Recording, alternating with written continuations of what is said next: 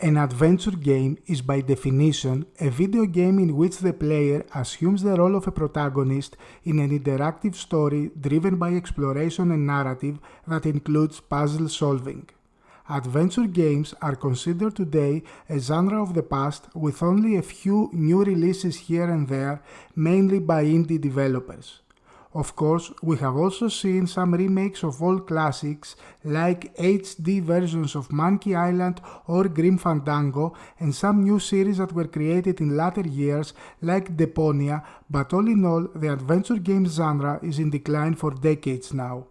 However, if we go back during the 80s up until the mid-90s, this type of video games was dominating the market, especially in the personal computer gaming scene.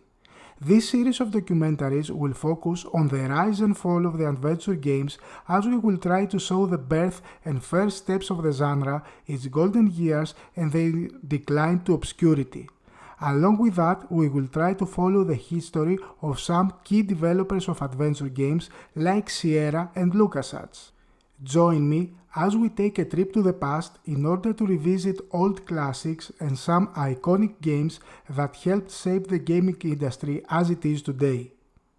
We will begin with the early years of adventure games, how they were conceived and evolved to become a standard for the industry. We need to also specify that we are going to focus in the Western Hemisphere. I'm saying that because along with the evolution of the adventure games in the Western markets, a similar genre was created in Japan. I'm talking about visual novels, a type of game that should not be mixed with our topic since they focus more on the narrative and less on puzzle solving. Back to our subject, the term adventure game originated from the 1970s text computer game Colossal Cave Adventure, often referred to as simply as Adventure, which pioneered a style of gameplay which many developers imitated and which became a genre in its own right. It was developed between 1975 and 1977 by Will Crowther and Don Woods for the PDP-10 mainframe. Will Crowther was a programmer and experienced caver, having previously helped to create vector map surveys of the Mammoth Cave in Kentucky in the early 1970s for the Cave Research Foundation. In addition, Crowther enjoyed playing the tabletop role-playing game Dungeons & Dragons. Crowther wanted to connect better with his daughters and decided a computerized simulation of his cave exploration with elements of his role-playing games would help. He created a means by which the game could be controlled through natural language input so that it would be a thing that gave you the illusion any way that you typed in English commands and it did what you said.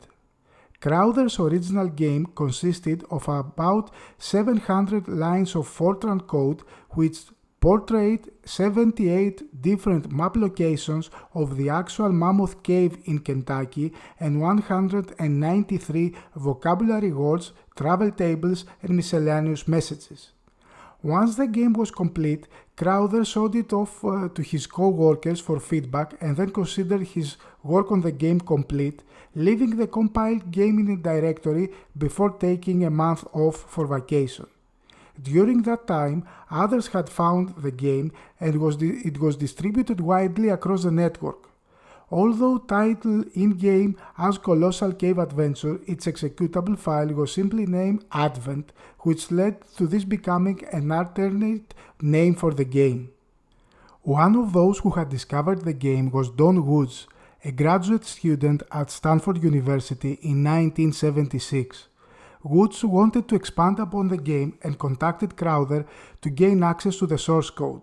Woods built upon Crowther's code in Fortran, including more high fantasy-related elements based on his love of the writings of J.R.R. Tolkien.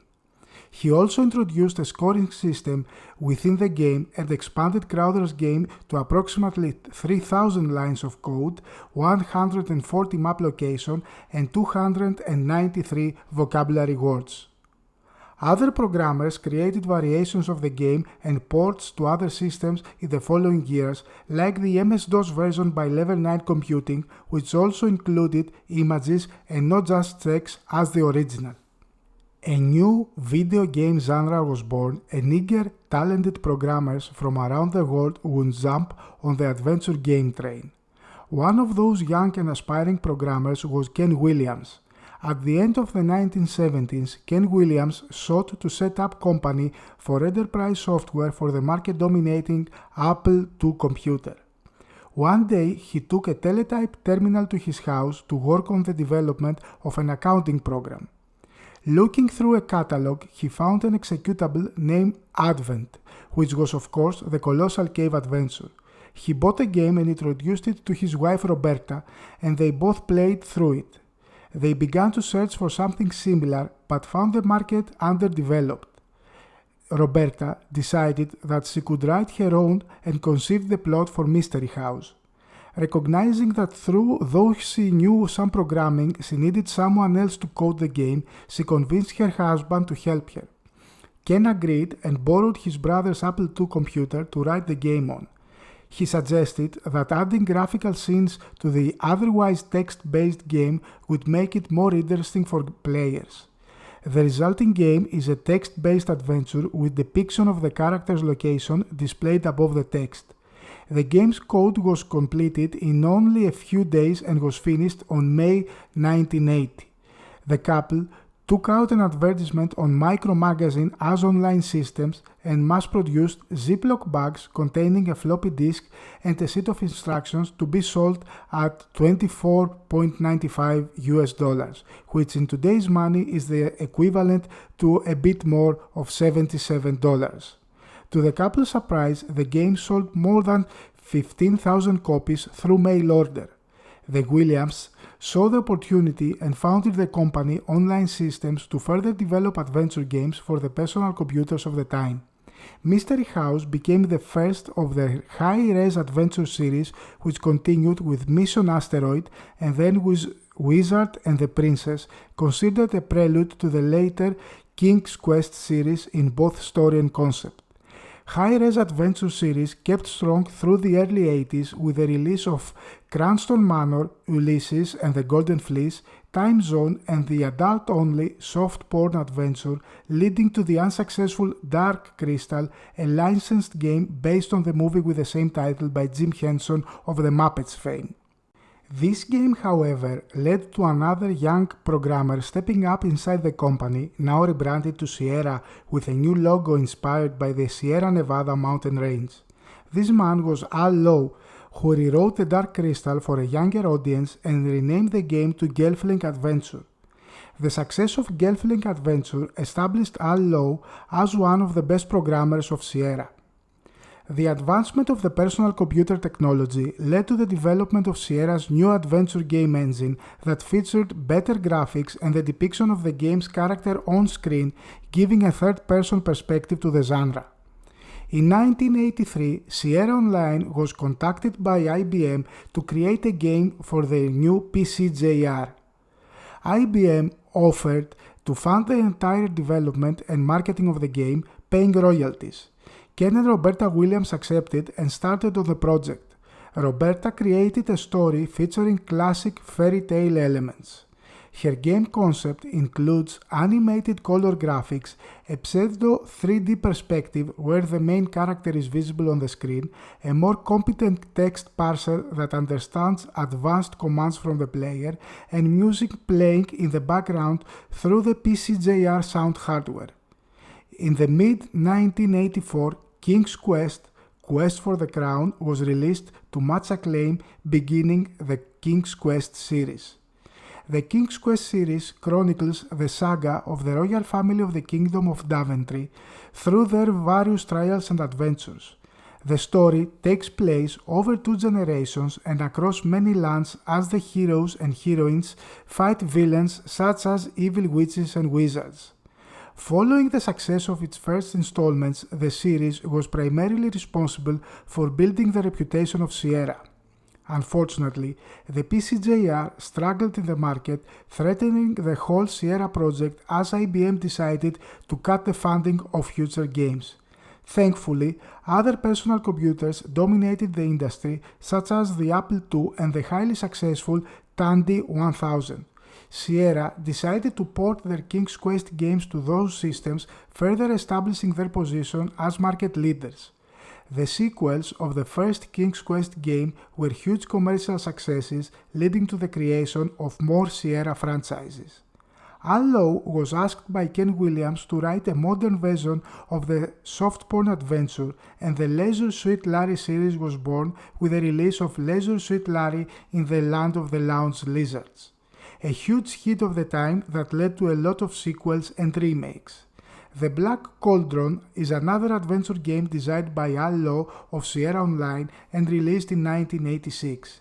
The game is based on the Disney film The Black Cauldron, which was itself based on the Chronicles of Prydian novel of the same name by Lloyd Alexander. It was made shortly after the first King's Quest game, so it resembles that adventure in many ways. Along with the Dark Crystal, it remains one of the only few adventure games by Sierra to be based on films. While working to finish The Black Cauldron, programmers Mark Crow and Scott Murphy began to plan for an adventure game of their own. After a simple demonstration to Ken Williams, he allowed them to start working on the full game, which was named Space Quest: The Sarian Encounter. The game was released in October of 1986 as an instant success, spawning many sequels in the Space Quest series in the following years. The games parodied both science fiction properties such as Star Wars and Star Trek. The theme song itself is a parody of the Star Wars theme, as well as pop culture phenomena. The series featured a silly sense of humor, heavily reliant on puns and wacky storylines. Roger Wilco, a perpetual loser, is often depicted as the underdog who repeatedly saves the universe, often by accident, only to be either ignored or punished for violating minor regulations in the process. In the meantime, Ken Williams befriended a retired highway patrol officer named Jim Walsh and asked him to produce an adventure series based on a police theme. Walsh proceeded to create Police Quest: In Pursuit of the Death Angel, which was released in 1987. Several sequels followed, and the series was touted for adherence to police protocol, relevant parts of which were explained in the game's manuals, and presenting some real-life situations encountered by Walsh during his career as an officer. The lack of traditional puzzles made the game stand out at the time of its release, although it also resulted in some criticism of the dry police work. Unlike many games of this genre, the style of play depends largely on a strict adherence to standard police rules and procedures. Failure to abide to proper procedure typically leads to the player being penalized on points or having his character killed. Another notable Sierra franchise is the Quest for Glory, or Hero's Quest as it was originally known. Quest for Glory is a series of hybrid adventure role-playing video games which were designed by Corey and Laurie Ann Cole. The series combines humor, puzzle elements, themes and characters borrowed from various legends, puns, and memorable characters, creating a 5-part series in the Sierra stable. The series was originally titled Hero's Quest. However, Sierra failed to trademark the name.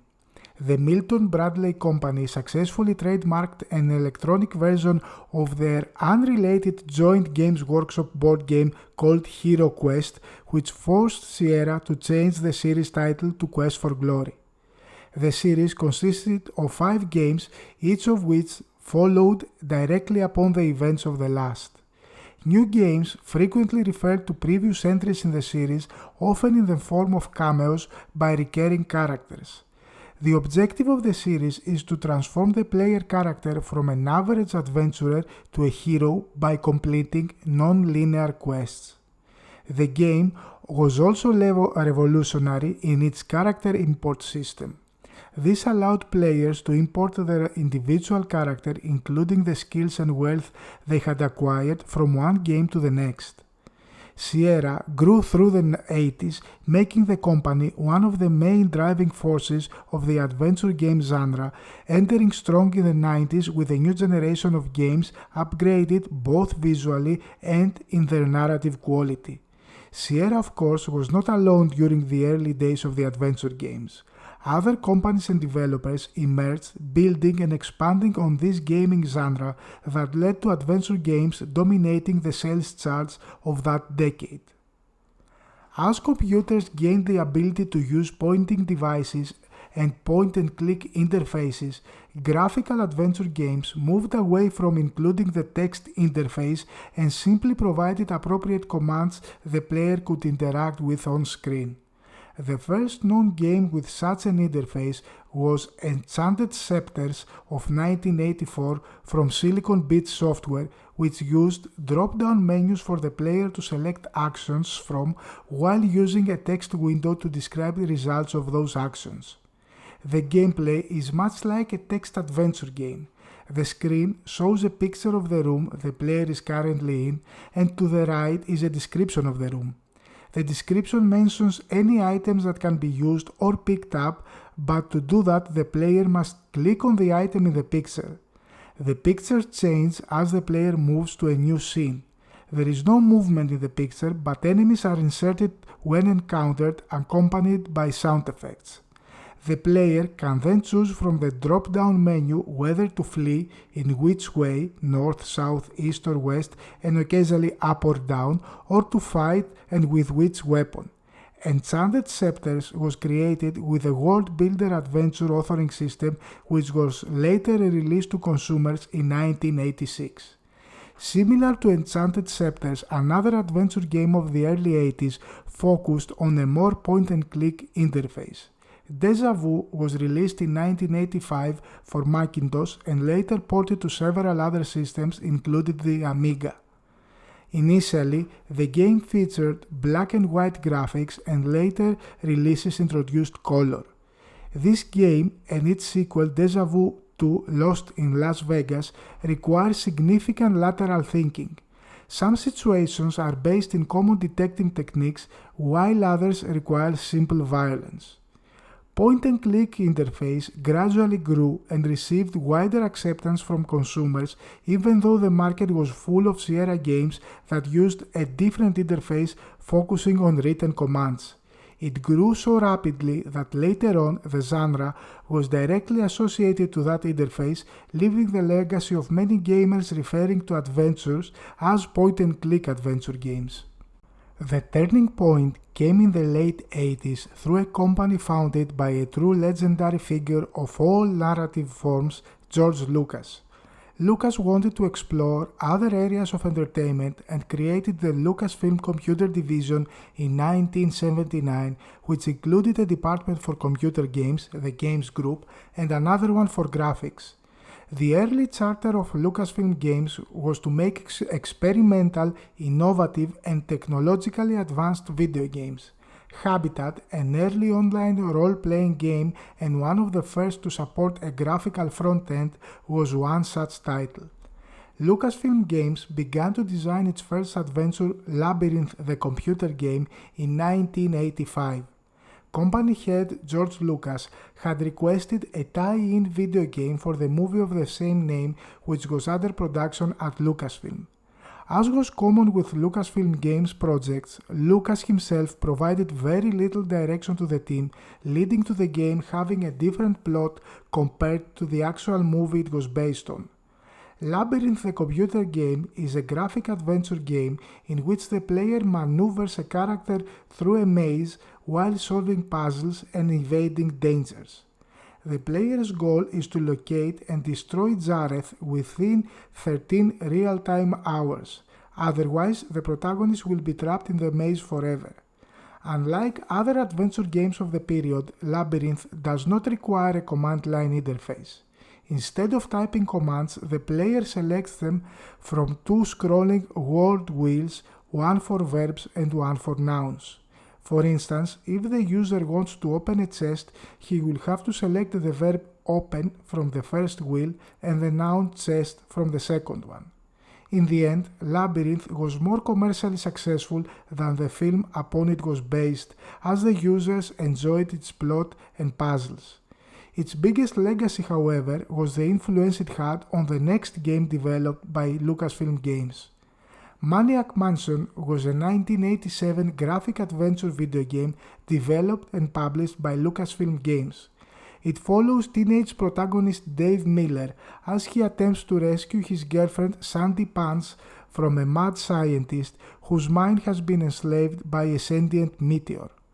Gameplay is non-linear and the game must be completed in different ways based on the player's choice of characters. The game was conceived in 1985 by Ron Gilbert and Gary Winnick, who sought to tell a comedic story based on horror films and B-movie clichés. They mapped out the project as a paper and pencil game before coding commenced. While earlier adventure titles had relied on command lines, Gilbert disliked such systems and he developed Maniac Mansion's simpler point-and-click interface as a replacement. To speed up production, he created a game engine called SCUM, which was used in many later LucasArts titles. SCUM, which stands for Script Creation Utility for Maniac Mansion, falls somewhere between a game engine and a programming language, allowing designers to create locations, items, and dialogue sequence without writing code in the language in which the game source ends up. This also allowed the game script and data files to be cross-platform, i.e. reused across various platforms. Most SCUM games feature a verb-object design paradigm. The player-controlled character has an inventory and the game world is littered with objects with which the player can interact using a variety of verbs. Puzzles generally involve using the right verb action with the appropriate object. Talk To commonly produces dialogue sequences in which the player selects from the list of predefined questions or comments and the character they are talking to replies with a predefined response. Maniac Mansion was critically acclaimed. Reviewers lauded its graphics, cutscenes, animation, and humor. Writer Orson Scott Card praised it as a step toward computer games becoming a valid storytelling art. It influenced numerous graphic adventure titles and its point-and-click interface became a standard feature in the genre. The game's success solidified Lucasfilm as a serious rival to the adventure game studios such as Sierra. The success of Maniac Mansion led to the creation of other famous Lucasfilm Games franchises. Zack McCracken and the Alien Mindbenders, the second game to use the SCUM engine after Maniac Mansion, was released in 1988 for the Commodore 64 and then ported to other systems. The project was led by David Fox, with Matthew Allen Kane as the co-designer and co-programmer. The game was originally meant to be more serious, resembling the Indiana Jones series, but Ron Gilbert persuaded David Fox to increase the humorous aspects of the game. The game was consequently heavily inspired by many popular theories about aliens, ancient astronauts, and mysterious civilizations.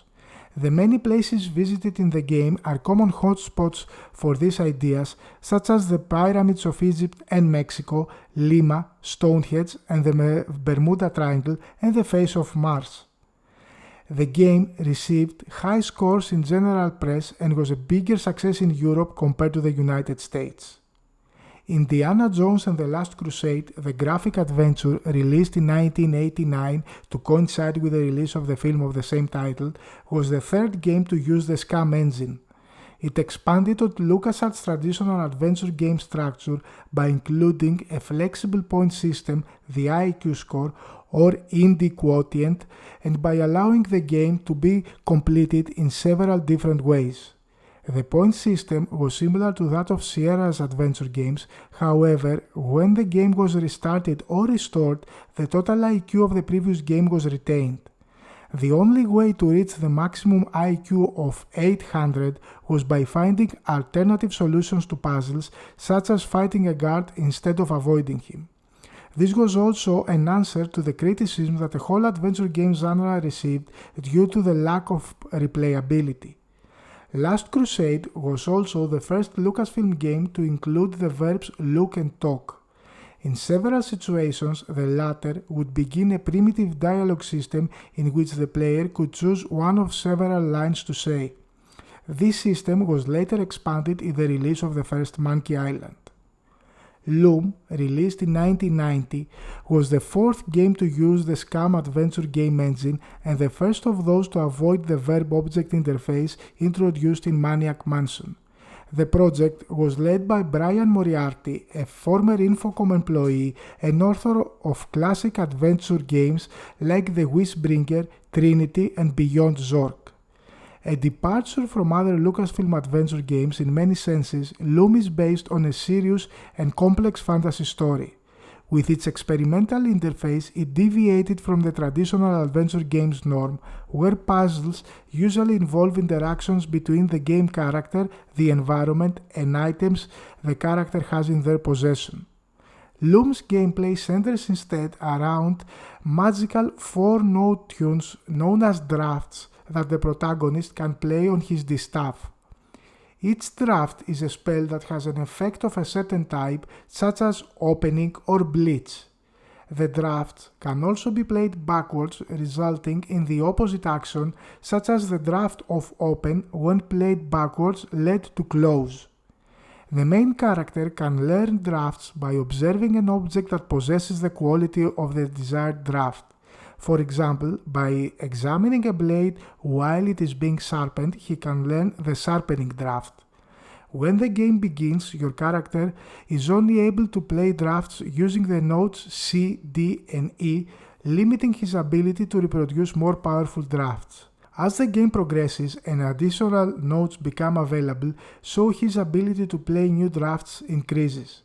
The game can be played as at 3 difficulty levels, each differing in how clearly the notes being played are labeled.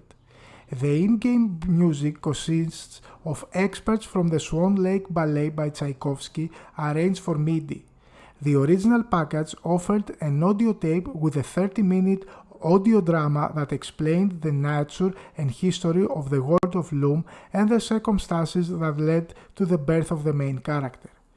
Loom was a critical success but failed to sell in sufficient numbers to warrant sequels, mainly due to its unique gameplay design that did not appeal to a larger audience. The next Lucasfilm game, however, was one of the best adventure games ever and a member of the Video Games Hall of Fame. Ron Gilbert returned in 1990 and along with Tim Schafer and Dave Grossman created The Secret of Monkey Island, a point-and-click graphic adventure game that takes place in the fictional version of the Caribbean during the age of piracy. The player assumes the role of Guybrush Threepwood, a young man who dreams of becoming a pirate and explores fictional islands while solving puzzles. More specifically, The Secret of Monkey Island is a 2D adventure game played from a third-person perspective. Via a point-and-click interface, the player guides protagonist Guybrush Threepwood through the game's worlds and interacts with the environment by selecting from 12 verb commands. While conversing with other characters, the player may choose between topics for discussion that are listed in a dialogue tree. The game is one of the first to incorporate such a system. The in-game action is frequently interrupted by cutscenes. Gilbert, Schafer and Grossman's primary goal was to create a simpler and more accessible gameplay model to those presented in previous Lucasfilm titles. The Secret of Monkey Island was the 5th Lucasfilm Games project powered by the SCUMM engine originally developed for Maniac Mansion. The company had gradually modified the engine since its creation. A dialogue tree was added which facilitated conversation options and the sword-fighting puzzles. The developers removed the What Is option, an input command that describes an on-screen object to the player, in favor of allowing the player to simply highlight the object with a mouse cursor. The game's improved interface became the standard for the company's later titles. Critics praised The Secret of Monkey Island for its humor, audio visuals, and gameplay. Several publications list it among the greatest video games of all time. The game spawned a number of sequels, collectively known as the Monkey Island series. Gilbert, Schafer, and Grossman also led the development of the sequel Monkey Island 2: LeChuck's Revenge. Those 5 adventure games established Lucasfilm Games as the main rival of Sierra and one of the biggest players in the genre. Graphical adventure games were considered to have spurred the gaming market for personal computers from 1985 through the next decade, as they were able to offer narratives and storytelling that could not readily be told by the state of graphical hardware at the time. Adventure games convinced consumers that personal computers were not just bulky, ugly, great spreadsheet devices, but can also be used for serious gaming of the highest quality. The evolution of the available technology led to the heyday of the genres in the 90s, but this is the topic for our next part in this documentary series. I hope you have enjoyed the first video of this new gaming documentary. Please follow the channel as we will have the next part of the series soon.